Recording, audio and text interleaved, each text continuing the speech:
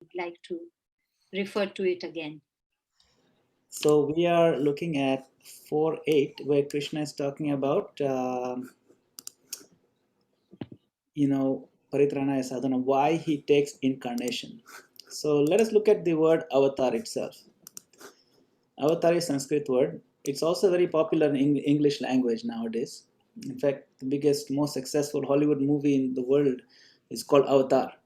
You know, it's very interesting. Yeah, I'm not talking about Bollywood. I'm talking about Hollywood. It's like made billions of dollars. So that word is very popular. So let us break it down. What it means. Tar means to cross, like to cross a river or to cross this Bhavasagar. Tar jo. We say in Gujarati tari jo. To cross the ocean, cross the river. And ava means like moving in the opposite direction, like aroh and avroh, right? So like if some kid is doing the opposite of instruction, you would say in Gujarati avro kam થાય છે. Avro means moving the opposite way. So ava Sanskrit means to come in the opposite way, and tar means to cross. So avatar means to cross in the opposite direction. We are supposed to cross going upwards to spiritual world, but Krishna comes from up to down, therefore it's called avatar. He crosses in the other direction, you see. So that's the Sanskrit. Sanskrit is an amazing scientific language, which has very clear meanings. Now the English word incarnation is a rough translation. It's not a very precise translation, but because we don't have any other word, we use incarnation. Incarnation comes from Latin carne, which means meat or flesh. So when the spirit acquires the flesh, so when God is coming in spirit, in flesh, in the flesh is here. So that's where the word carnivorous comes from, meat eater, So carne. So when someone appears in the flesh, it's an incarnation. So we use that word. It's a rough approximation, but it's not very precise, because when Krishna comes, his body is not made of flesh or meat like ours is. So that's just the background of the word. Now Krishna says that yada yada dharmasya glani bhavati bharata, the previous verse, and then this one he says sambhavami yuge yuge, means every yuga after yuga I come.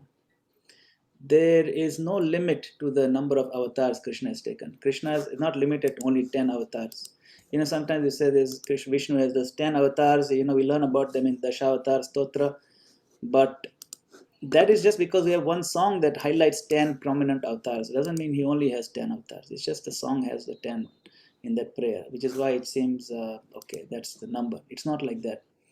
The Bhagavatam itself lists 26 avatars in the first canto. And the end of that. Sorry. Yeah, so there's a list there. At the end of the list, Vyasadeva says, Ete chamsta kalapumsam Krishnastu Bhagavan Sayam Indrari Vyakulam Lokam Hridayanti Yuge Yuge. There are all these incarnations I've listed so far. They are all either expansions of the Lord or expansions of the Lord. Expansions of expansions, and some of them are empowered jivas, but they are all considered avatars. But among all these avatars, actually the only Swayam Bhagwan, who is the original Supreme Personality of Godhead, is Krishna. Krishna is to Bhagwan Swayam. That is something to keep in mind. Okay, so now let us look at these categories. So the categories Prabhupada lists over here in the purport, but he does not explain them in detail in this purport. He just lists the categories or various types of avatars. Purusha avatar, Guna avatar, Lilavatar, Shaktyavesh avatar, Manavantar avatar, and Yuga avatar. So these are ways of categorizing or grouping the many, many avatars that come in. Okay. So it is said in the Bhagavatam that the Lord appears in avatars like the waves of the ocean. What does that mean? That means there is no end when God does not keep coming. And there's no limit. You can't count the waves. It's unlimited on the ocean. You sit on the beach in Mombasa, you start counting. There's no end. It just goes on and on. Similarly, the Lord also comes. Sometimes people challenge. If there was really a God, He would be coming here every day in front of us. Every day he should come. The fact is, he does come every day, like the waves of the ocean. The only thing is the day of Brahma, but he comes. Every day he comes. Because one day of Brahma is millions of years for us, but he comes every day. In actuality, he comes in every yuga also. That's why it says Sambhavami Yuge Yuge. Every yuga means every of these yuga cycles, and every yuga within each cycle he comes. Okay? So now let us do a brief survey of these various categories. Right? So Srila Prabhupada, he gave a lecture in 1966 in New York. 1966 was just about the time when ISKCON was just started. It was just beginning. There was only a handful of devotees at that time. He gave this very nice lecture. You can look it up, December 17th, 1966. He's giving a lecture on Chaitanya Charitamrita. And in that lecture, he gives an explanation of the avatars. So there are 6 categories of avatars of Krishna. One comprises the incarnations of Vishnu. These are called Purusha avatars. Another comprises the incarnation meant for the performance of pastimes. These are called Leela avatars. Okay, so the one for pastimes, specific pastimes, they're called Leela avatars. One for different Vishnu incarnations are called Purusha avatars. That's the difference. And then the incarnations that control the material qualities or material modes, which are called the Guna avatars. So how many modes are there? There are 3 modes. Right? So similarly, for those each of the 3 modes, there are Guna avatars. So the avatara for mode of goodness is Vishnu, avatara for mode of passion is Brahma, and avatara for mode of ignorance is Lord Shiva. So Lord Shiva in that sense is also considered an incarnation. It's called a Guna avatar. Even Lord Brahma is considered Guna avatar. Okay, that's an example of Guna avatars. Then there are avatars that are categorized which are associated with each Manu. So, with these different time cycles, each day of Brahma is divided into many Manus, Manavantars. So, in each Manavantar, you have different incarnation that is aligned with that different Manu. Okay, so that is called Manavantar Avatar. And then, of course, we have different avatars for different yugas. They're called Yuga avatars. For example, Lord Ram, he comes in the Treta Yuga, right? And Lord Chaitanya, he comes in the Kali Yuga. So like that. The Yuga avatar for Kali is Chaitanya Mahaprabhu. So like that, these are different avatars who only appear on specific yugas. And then there is this category called Shakti-Avesh avatar. Avesh means to infuse or to enter. And Shakti means energy or power. So one avatar is a kind of avatar where Krishna infuses or empowers a jiva. On his own, that jiva cannot accomplish certain things. But when Krishna, invests some of his power to perform a specific task, which ordinary jiva cannot do, then that is called Shakti Avesh avatar. So the person doing it is a jiva, but is still accepted as an avatar. Lord Brahma is an example of Shakti Avesh avatar. Narada Muni is considered example of Shakti Avesh avatar. Lord Buddha is also Shakti Avesh avatar, and Lord Parshuram is also Shakti Avesh avatar. Parshuram, is listed in the 10 incarnations. Buddha is also listed there, like that. So some of them are the Lord directly, and some of them are jivas who have been empowered by the Lord. So that is called a Shakti Avesh avatar. Okay. So in the material world, actually the avatars only take place in the material world. In the spiritual world, there is no such thing as avatar. For example, these different what do you say? The maintenance of the material world is required, right? So the maintenance of the material world, you have these Purusha avatars. The first one is a Mahavishnu avatar. Mahavishnu is the one lying down in the causal, on the causal ocean. And when he breathes out, millions of trillions of universes appear like bubbles from his pores, from every pore of his skin. And each bubble then grows and becomes a full universe. And within that universe, then he enters into as another incarnation known as the Garbhodakshaya Vishnu. And he is lying on the Garbha ocean. So there are two oceans, remember, there's the Karana ocean, which is of all of material existence. And then the Karana Dakshaya Vishnu or Mahavishnu breathes out, and then he creates the small, small bubbles, which are universes. And in each universe, there's another Vishnu called Garbhodakshaya Vishnu. And he lies on each of those universe has an ocean in there. And that ocean is a Garbha ocean. And from Garbhodakshaya Vishnu's navel grows the lotus flower on which Lord Brahma appears. And then that Lord Brahma then is instructed to create and so on.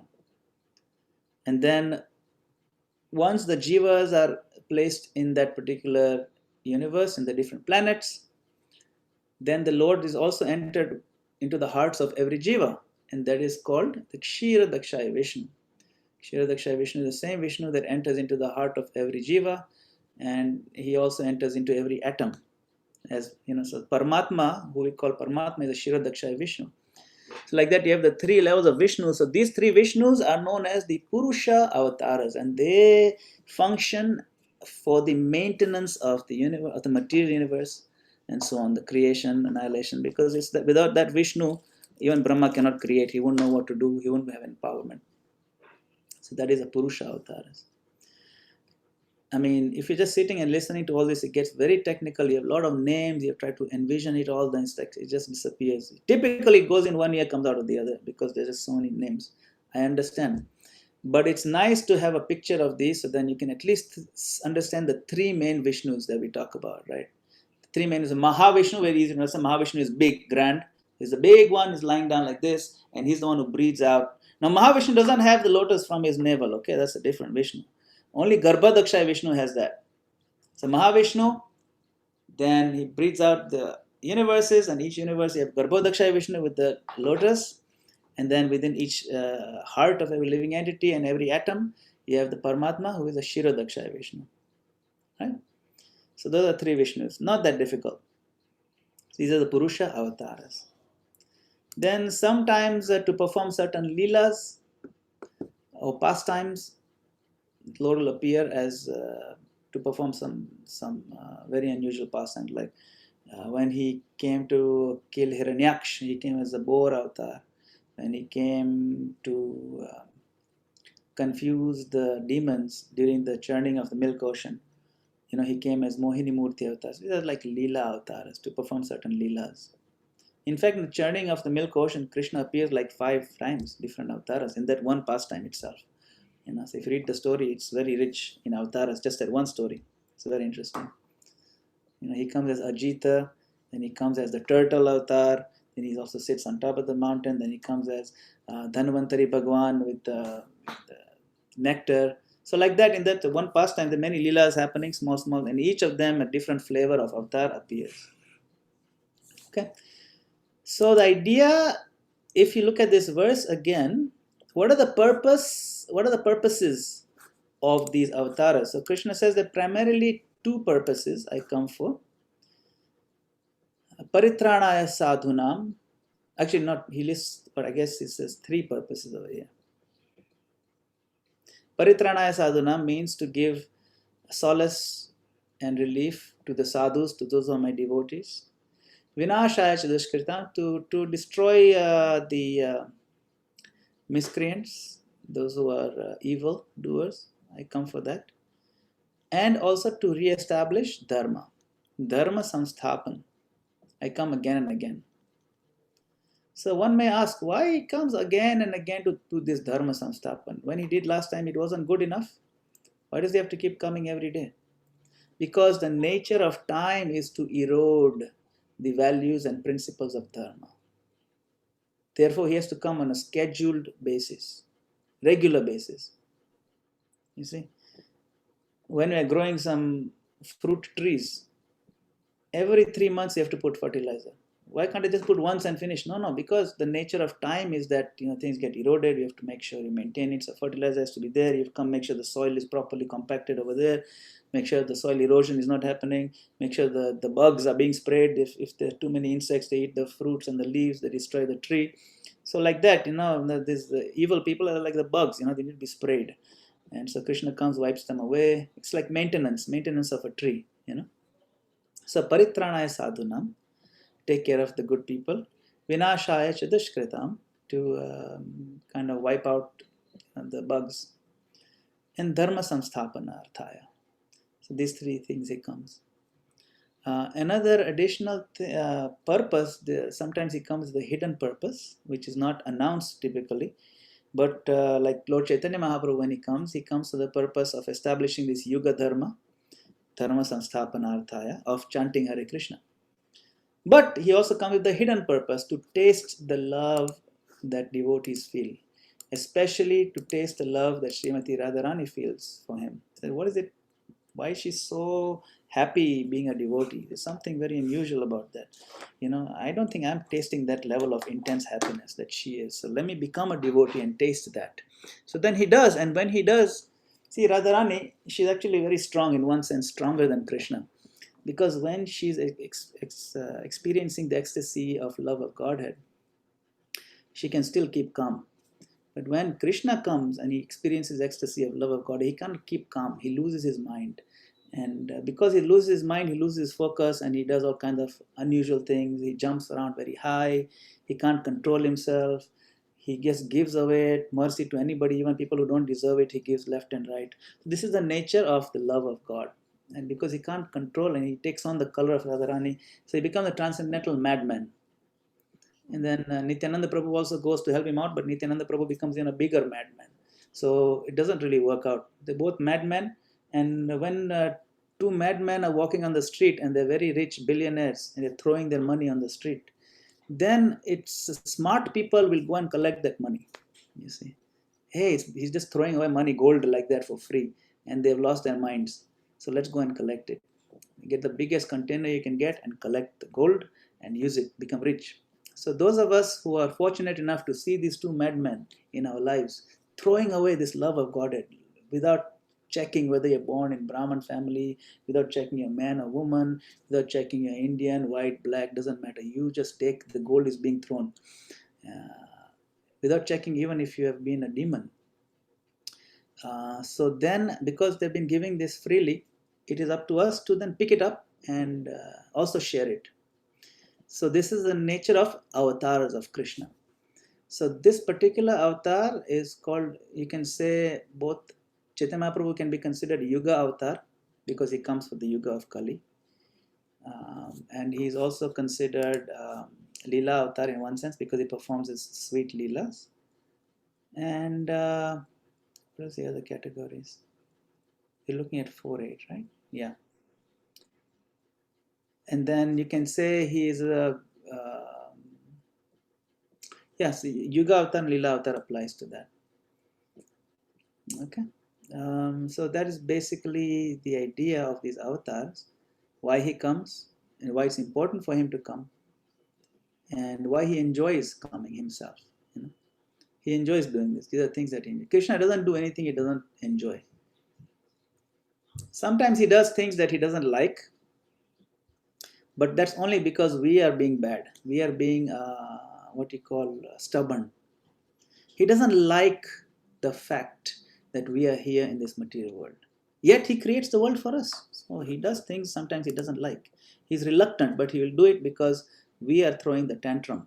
We are the one who are being misbehaved kids. So he gives us a controlled material environment. But he keeps coming as different avatars into this room.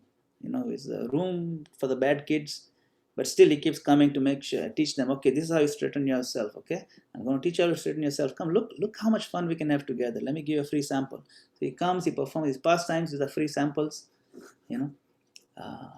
So this is the purposes of these avatars. To incarnate every millennium. And even now, Krishna is directly available as Nama Avatar, the holy name of the Lord, directly, vibrantly, and very much alive. That the holy name is also considered incarnation of the Lord, who is immediately readily available. Another incarnation is the Archa avatar, Archa Vigraha, the deity form of the Lord, who is also readily available. So ISKCON is meant to provide access to these two avatars primarily. The Archa avatar, which is in the form of the deities in the temples, and even more importantly is the Nama avatar, where we take the name of the Lord and we go on the streets following the footsteps of Chaitanya Mahaprabhu and distributing the avatar. So Krishna is available preeminently everywhere, all the time, in any yuga. He's always available, he's always visible. The only thing is he may not be recognizable. So the difference between intelligent, educated person and an unintelligent, uneducated person is the ability to recognize. If the president walks down the street, oh yeah, I saw one man, he walked down the street. Oh, you don't know he was a president? Oh no, that's president. That's the difference between educated and uneducated, intelligent, unintelligent. So when we see the deity form of the Lord, a devotee sees, oh, this is the Lord. He experiences joy. Non-devotee will just see some stone or some wood or some metal. So the difference is not that Krishna is there or is not there. The difference is in recognition. Can we recognize? That is what it's about. So avatars are available. Avatars are visible. They are accessible. The only difference is recognition. That's why we study these books. That's why we study the company of devotees who are making progress. That's why we serve the advanced devotees, because then the realization gets entered in our hearts. So we serve, we study together, then we recognize the avatars of Krishna. And we can relish in their presence, and we can grow substantially, very quickly, spiritually with these avatars. So I'll pause over there if you have any other comments or questions. Hare Krishna, Prabhuji. Thank you very much. That was really very satisfying, because we were all wondering how to cross this text 8. Are there any questions from the group? We still have 5 minutes. From yesterday's text, are there any questions? Prabhuji is here, so he can help us as well.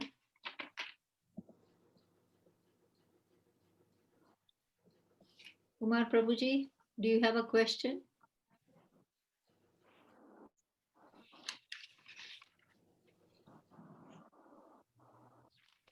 No, Mataji, give me more time. Okay. Yes, Vivek Prabhuji. Yeah, Hare Krishna Mataji. Once again, I just want to say thanks to Madan Gopal Prabhuji. And I really enjoyed when he talks. So it's good that Krishna sent someone to help us, and I enjoyed today's session. So just my thanks to him and to all of you. Thank you, Prabhu. Hare Krishna. Thank you. Prabhuji, which is the avatar for Manvantar? Yeah, so Manavantar avatars, so each, you see, there are 14 Manus in the one day of Brahma. And each Manu will have different, each Manavantar will have different avatars. Like, for example, I'll give you an example. We have Varahadev. Okay? Now, Varahadev, we know it's a boar avatar, right? Now, that boar avatar appears like 14 times or many times in the day of Brahma, because in each cycle he'll appear to kill Hiranyaksha, whatever that, But there will be some differences. So one of them, in one Manavantar, there will be a white Varahadev called Shweta Varaha. And then another Manavantar, he'll be a reddish Varahadev. So those are two different ones. So those are Manavantar avatars. Basically the same person, but sometimes the minor differences are there. And they even difference in the Leelas might be slightly different. The flavor of relationship will be a little bit different. But that's the idea. There'll be some distinction between the different Manavantars. See, because the time, it moves cyclically. It is not linear. It works as a cycle, just like seasons. I know in Kenya we don't have much seasons, but like if you come, in the UK or US, we have winter season. It snows very clearly. It's winter, and summer is very hot. So like that. But then doesn't mean winter has come. They'll not come again. Then after another cycle come again. So similarly, these yugas, they come in cycles. That's why it says Sambhavami Yuge Yuge. And even within these cycles, there are groups of cycles. So in one day of Brahma, there's 14 Manavantars. In each Manavantar, there's one particular Manu who's in charge of that whole time frame. Manu is from whom the mankind will descend. In fact, the word Manushya comes from Manu. Even the English word man comes from that. Even the Kikuyu word for man comes from Manu. Mondo. I don't know if any of Kikuyu devotees, but it comes like that. So same thing. Mtu, Swahili. So the point is that Manu is in charge of each of these Manavantars. Different Manus. Like right now we are in our Manu, we're in the age of Vaivasvata Manu. Vaivasvata Manu in this case is the son of Vivaswan, the sun god. Vaivasvat means the son of Vivaswan, like that. So these are just names, but the idea is that because the Lord comes in different flavors and different incarnations, he'll be categorized differently. But what we learn, these stories are pretty much, they occur over and over again.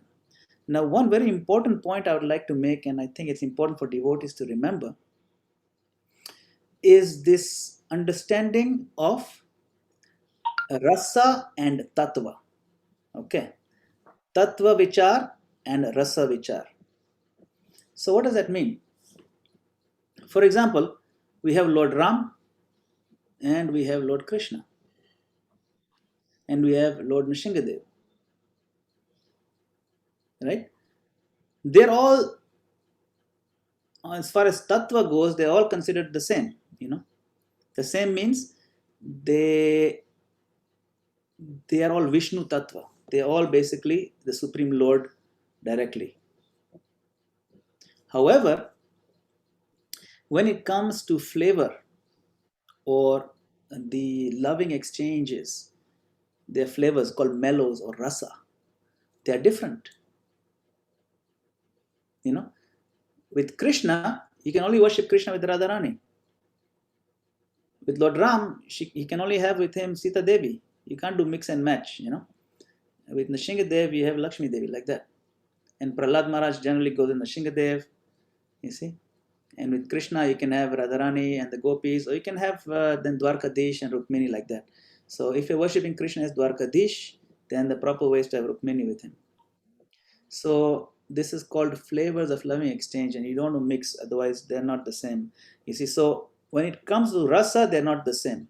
In rasas, one incarnation can be considered higher than another. Why is Krishna considered a little bit higher incarnation than Lord Ram? He's the same person. In tattva, they're the same, but in rasa, Krishna offers more. He offers more intimacy. You see, with Krishna, you can actually become a gopi. With Lord Ram, he only takes one wife. There's a distance there. You see, so accessibility, intimacy is not fully available in other incarnations that Krishna gives. You see, a certain level of sweetness that only Krishna possesses.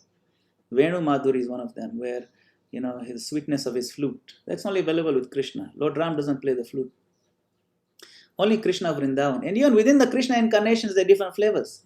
When Krishna is in Vrindavan, that's considered the highest. Then Krishna goes to Dwarka, he doesn't play flute there either. You see, so that is again the this thing, rasa. So one thing, when the discussion of higher and lower, we have to first categorize, understand, are we talking about tattva, are we talking about rasa? Once we understand the platform of rasa vichar or tattva vichar, then things become very clear and there's no confusions. It makes a lot of sense. So this is an important point we need to keep in mind, especially when these discussions come out. Otherwise, they'll confuse us like anything. Why do you say Krishna never leaves Vrindavan? Why do you say that? Well, actually, it's true, he doesn't live in Vrindavan. Then who is that Krishna who fought in Kurukshetra? Who was in Kurukshetra? Who is that Krishna who was in Dwarka? That's also Krishna, but it's Vasudeva Krishna. Why are you saying Vasudeva Krishna? Now we're talking about rasa, not tattva, you see. You talk about rasa, then yes, it makes sense. All right. So yeah, it's past time. I guess we can end the call. If there are any other questions, we can do. I can stay another couple of minutes. Then I have a question, Prabhuji. So the whole idea, so this is a repeated cycle. So now we have understood that, okay, so there'll be Kali Yuga, there'll be Satyug, there'll be Treta Yuga, and all. It's going to keep on repeating. So and the bad boys will be put in this class and they'll be punished until they become better. They will not go back to Godhead. So we all are here right now. Were we here in the Satyug? Were we in the spiritual platform, or we all did all the 4 yugas, and then now some of us might go, and the rest will still be recycled in the other yugas. I don't know whether I've made myself clear. We may have been here in the Satya Yuga. We may have been. See, also another thing is like we may not necessarily be in this universe. Maybe we came from another universe. Also, it's not necessarily true that all the universes are in sync in terms of the yugas. Maybe in one universe, Satya Yuga is happening right now. It's possible they're in different time scales. So these considerations are very minor in the large scheme of things, especially when you consider in the scheme of eternity. These things are very not very significant. Whether I was in this planet, whether I was in this country, whether I was in animal form, they're very interesting thoughts, certainly. Whether I was in the heavenly planets or hellish planets, it's very interesting. And sometimes we get clues that certainly I must have come from hellish planets or something, or certainly I must have been a cow in my past life, or that boy was definitely a monkey in his past life. What I mean, like that. So those kind of things are there. But in the larger scheme of things, it's not that important. It's possible. All these are possible combinations for sure. But the whole aim is to go back to Godhead, and this time we have realized it. Maybe we didn't realize it in the past. So now we need to pack our bags and get whatever we need to get to go up back to Godhead. So that is the aim. Yeah. We need to plan to leave without packing any bags, because nothing comes with us. But chanting will come. Yes, packing the bags in the sense that let us now collect our activities. Let us collect the blessings. This is the packing you want to do. Blessings from devotees. And how we can collect blessings from devotees? By serving devotees. Let us collect a great amount of spiritual credits by chanting deeply and serving the Lord, serving the movement, and so on. Yeah, I think there's a question from Sashwin. Yeah. Sashwin's channel. Yes, Kumar Prabhuji. Thank you so much, Prabhuji. Really, according to this slokas, we feel very bad today. See, yesterday and today, very good, very important slokas, but really we didn't got mender. So, you see, God, Krishna brought you. So, thank you so much, Prabhuji. Prabhuji, my question is, in India, especially in India, so many people, so me is Kalki avatar, me is Shiva avatar. How we believe this kind of the... Yeah, that is why Krishna says Sambhavami Yuge Yuge. Krishna, all his avatars are coming on schedule. There's a timetable. He doesn't come out of timetable. And the timetable is already printed. It's available for anybody to see. If there's a train, if you go to a train station, right, there's a timetable. Okay, today the train from Nairobi to Mombasa is going to come at 7:30 in the evening. It's going to come at 7:30 in the evening. It's going to leave at 8:30 in the evening. Okay, overnight you'll go reach Mombasa. Now, if at 3:30 in the afternoon, some guy comes with a mukokoteni, he says, "I'm the train to Mombasa." Hey, first of all, you don't look like a train. It's a mukokoteni. Second, this is not the schedule. You don't have the qualifications. You don't look like a train. You're not even sitting on the tracks properly. In fact, you better come out of the way before the train hits you. So you need to at least understand what is the train, what is the schedule. If we don't, then we'll end up being cheated by that guy with the mukokoteni. And we'll pay our money also to him. And we'll get on top of the thing. He'll take us somewhere, who knows where, dump you and take your money. So it is important for us to understand from scripture what are the qualities of an avatar and what schedule, what time they're supposed to come and what they're going to do. Chaitanya Mahaprabhu's predictions are there in at least 15 or 20 different scriptures, very much detailed. He will come at this time, his father's name is this, his mother's name is this, he will do these activities, he will look golden, he will be very beautiful, and he will spread the holy name of the Lord, he will be a sannyasi, he will be born in this village. I mean, everything is given, details.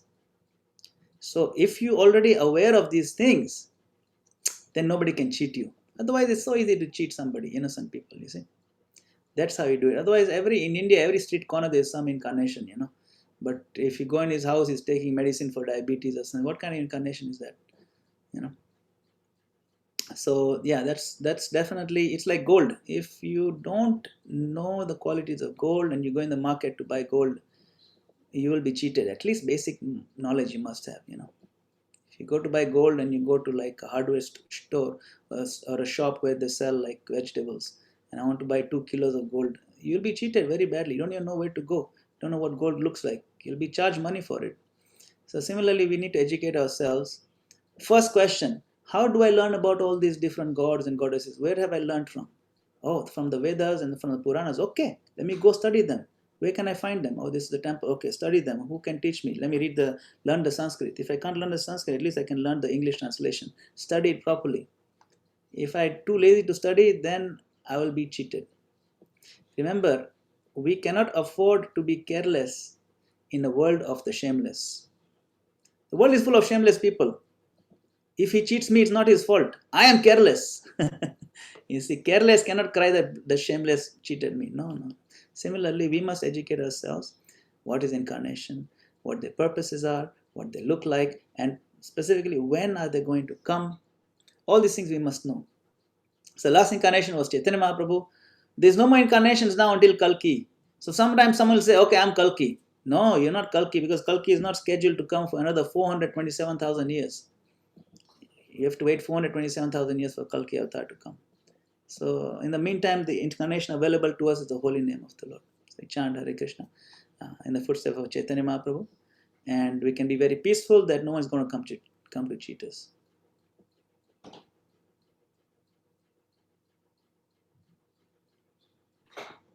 Thank you, Kumar Prabhu. It's a good question.